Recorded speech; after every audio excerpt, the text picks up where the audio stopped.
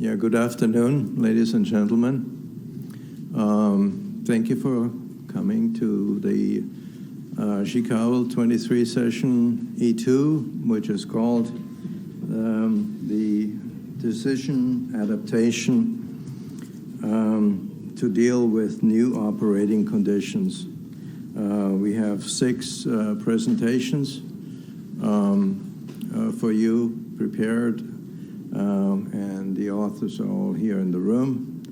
My name is Walter Zenger. I'm with USI from the United States. The rapporteur or secretary is Jake Gelhardt from EHV Power in Canada. And so I just wanted to start with undue delay.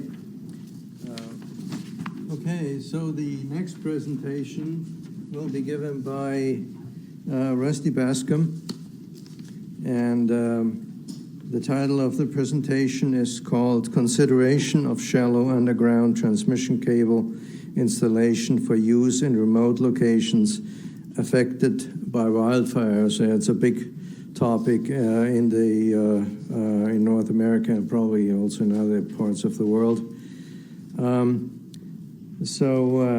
Earl, or his nickname, or is Rusty Bascom, holds a BS and a master's degree in electrical engineering from RPI, or Rensselaer Polytechnic Institute. He is a principal engineer with Electrical Consulting Engineers, and where he provides engineering services in the analysis, design, specification, installation, oversight, and operational characteristics of underground and submarine transmission and distribution cables.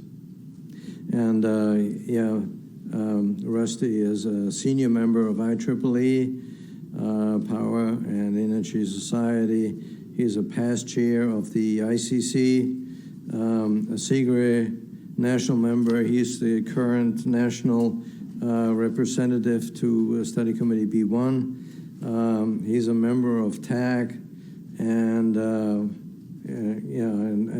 number of working groups. He's also a professional engineer in New York State. Okay.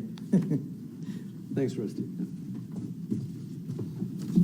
All right, good afternoon, everyone. Appreciate you staying awake in the afternoon after lunch. And those of us that traveled from Asia and the Americas, it's a little bit of jet lag happening. I'm going to present the paper this afternoon. I want to just bring your attention to the fact that Tom Zhao from the Electric Power Research Institute is one of the co-authors for this paper. And the background is that in areas of North America, United States, and Canada, there's been some areas affected by wildfires and forest fires. And the concept is that could underground cables be used as a more reliable, resilient technology as compared to overhead lines that are usually installed in rural areas and also mountainous regions, with the idea that they might not be affected by the fires themselves, either taking the cables out of service but leaving them in place so they could be turned back on after a fire, or perhaps remain in service during a fire. And that would provide a higher level of resiliency in certain areas. And the concept is to either replace overhead lines in certain areas or to at least replace certain sections that might be especially affected by some of these experiences. So that's the concept, is that underground cables are maybe environmentally immune from forest fire conditions and wildfire conditions. Generally speaking, the cost of cables is much greater. That's why overhead lines are used in large-scale transmission. But when reliability and resiliency are factors, it could make cables more competitive. So the idea is that the cable technology itself, there's not really many opportunities to improve on the cost of the cable materials and the manufacturing. Much of the cost of underground cable systems, maybe 60 to 80% of the cost, is the civil works to install the cable systems.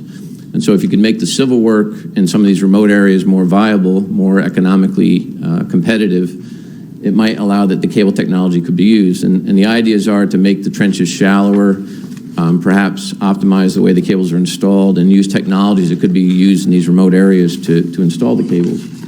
And conceptually, that's shown here on the diagram, either using a shallow trench, in which the cables are backfilled with native materials or locally available materials. You're not transporting backfill materials to these areas.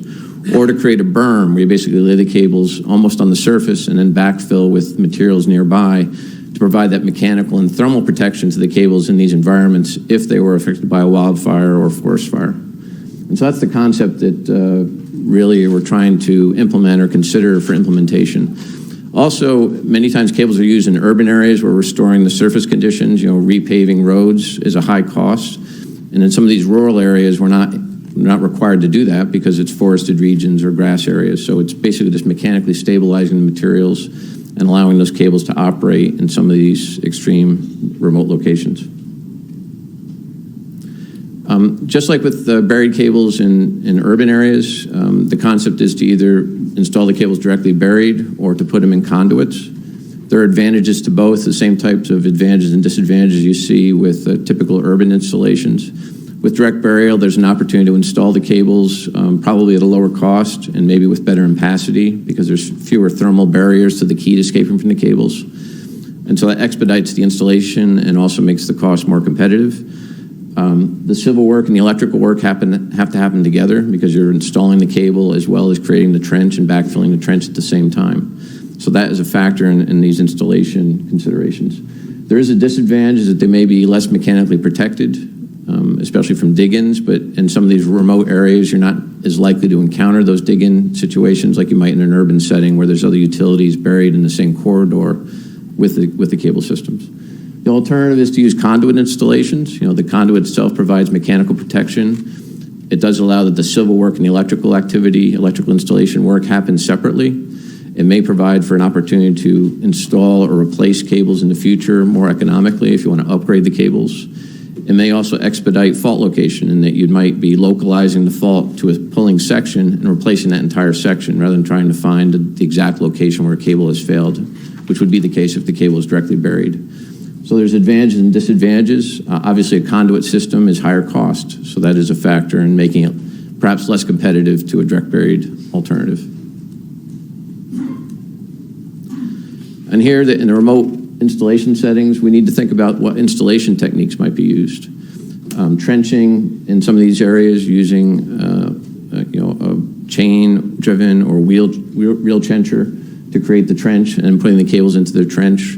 A technology that's more often applied maybe to distribution cables where the trench is excavated quickly and then the cables are dropped into that trench. This photo on the bottom left is a trenching system that's used for some offshore wind, basically bringing the cables on land. Where the trench is created, it's backfilled, and the cables are simultaneously directly buried in that situation. So those types of technologies could be used in some of these remote situations.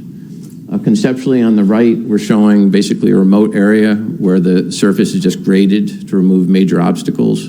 The cables are laid at the surface and then backfilled with a berm or localized materials to protect the cables. One of the main concepts to think about is the fire survivability of the cable system. And the idea is that if the cables are buried below ground, that burial process provides enough thermal mechanical protection for the cable system that they won't be damaged in the event of a wildfire or forest fire. And there isn't a lot of direct research that points to this type of situation, but we borrowed some research or looked at some research for both individuals that fight forest fires, they're called fire jumpers or smoke jumpers. One of their survival techniques is to basically bury themselves or put on a thermal blanket and let the fire burn over them. Also, one of the technologies that's concerned with a forest fire is that after the fire has occurred, it kills the biological matter that's in the soil. And you want to have seedlings re-sprout and regrow after a fire because that helps stabilize the soil from erosion. And so the idea is that these surface areas aren't affected very deep into the ground by the heat conditions that occur during a wildfire or forest fire. These are short-term events. They last generally less than an hour. So the time for that heat to penetrate the ground and to reach the cables is relatively short. And by that virtue of that situation, the cables are not damaged and they can remain either in operation or at least not be damaged in the course of the event of the forest fire. And so we were able to find some research that showed, if the cables are buried down at least a half a meter, they have enough thermal protection that they could continue to operate. Just a summary conclusions. The shallow rating methods that we might consider from IEC 60287 have to be considered for these installation conditions. The cables are going to be near the surface or in a berm without much cover. And so that does require a different thermal model with the way we rate cables that are buried at deeper burial depths. Need to make appropriate adjustments to the environmental conditions, the ambient temperature, and the native soil thermal resistivity that occur in those shallow layers, because that will have an impact on your rating. We still have the challenges of matching the capacity of a cable to an overhead line. So if you're replacing a segment of an overhead line because you want to enhance the reliability and resiliency, we also have to consider matching that capacity. And so that remains a challenge. So multiple cables per phase is more likely a consideration. For long cable systems, AC cable systems, we may have to consider reactive compensation. Cables are long distributed capacitors, so there may need to be reactive compensation that wasn't necessary for an overhead line in those areas. Fortunately, HVDC cables are not affected in that way. Protection, system protection for hybrid lines where you have a cable segment that's been introduced to an otherwise overhead line needs to be revised. We generally don't like to reclose on underground cable faults, and so that needs to be considered in the protection scheme that's implemented. And with these locations, because they may be in remote areas, you still need to think about right-of-way maintenance, protecting the cables, getting back to the cable system if a repair has to be made in the future. Maybe doing some testing and other types of diagnostic tools to evaluate the condition of the cable over the life of the cable system. You need to have accessibility, and so right-of-way maintenance may be a factor as well. Some of the areas of ongoing research that we considered was that once you've disturbed an area of soil, it makes it mechanically less stable and more susceptible to erosion. So mechanically stabilizing the soil after you've done some of these installation techniques. And also maybe having additives that you could put into native soil to enhance their thermal resistivity, with the idea being that you don't want to transport in non-native material, thermal backfill, either concrete or granular materials. You'd like to use what's local to basically optimize the cost. And with that, that's my presentation. Any questions?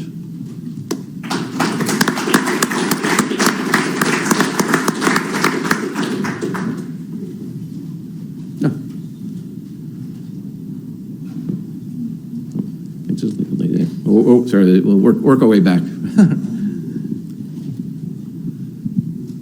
Thanks for the presentation. Tom Keane here from Baker Hicks, based in the UK. You touched on a fire blank. Did you actually look into any potential materials for that? Because a phenomenon we have in the UK is peat fires, where the ground itself is on fire, and the fire could be below ground. We didn't look at that. We're thinking about wildfires and forest fires. Mm-hmm. The fire blanket, in terms of introducing that, would basically be a barrier for heat leaving the ground, I think, in that situation. One of the areas that's most susceptible to forest fires is if there's material that kind of smolders near the surface. That creates a very high temperature for an extended period of time, and that's maybe where the cables are at greater risk. But from the standpoint of a quick-moving forest fire or wildfire, it's all burning at the surface and the heat is rising by convection. And so there's not a lot of heat being moved into the ground for the short period of time that the fire is occurring. Okay, thank you. Yeah, sure.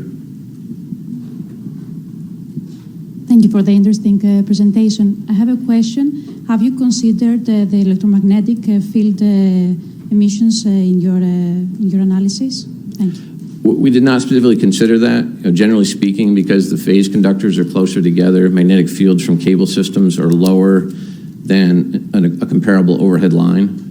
But because the cables are closer to the surface and potentially, wildlife or animals working in or living in that area could have greater exposure in that vicinity. So that could be an environmental factor would have to be considered if these techniques were actually implemented. But good question. Thank you.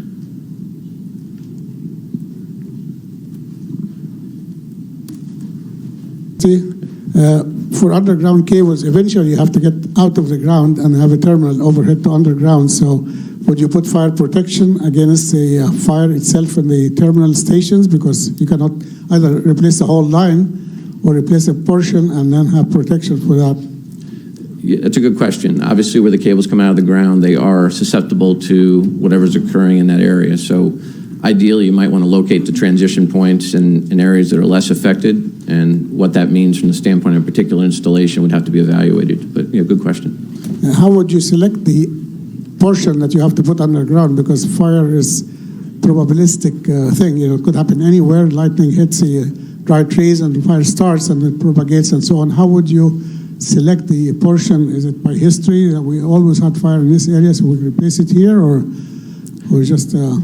It's also a good question. I think it would based on history, perhaps areas that have experienced a fire are less likely to have a fire immediately again. So maybe if you were implementing these after the fact, certainly areas that are maybe more susceptible, maybe not accessible from the standpoint of multiple circuits serving a given area, so that you have a network, and maintaining elements of that network might be a viable way of selecting the different locations. Thank you. Yep. Okay, Thanks, Walter. good. Thank you, Rusty.